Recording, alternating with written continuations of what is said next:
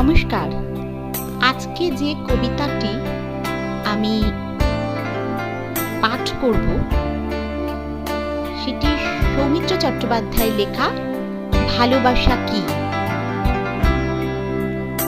জানি না কতটা ভালো আমি বলতে পারবো, দেখুন আপনাদের ভালো লাগে কিনা। তো সৌমিত্র চট্টোপাধ্যায়ের ভালোবাসা কি। যদি রূপ দেখে কাউকে ভালোবাসো, সেটা ভালোবাসা নয়, সেটা বেছে নেওয়া।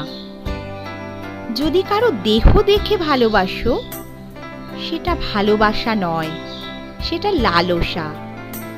যদি কারো টাকা দেখে ভালোবাসো, সেটা ভালোবাসা নয়, সেটা লোভ। তাহলে ভালোবাসা কাকে বলে?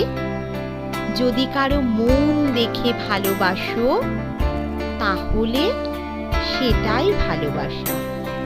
যদি তুমি এক নজর তাকে দেখার জন্য ছটফট করতে থাকো, তাহলে সেটাই ভালোবাসা।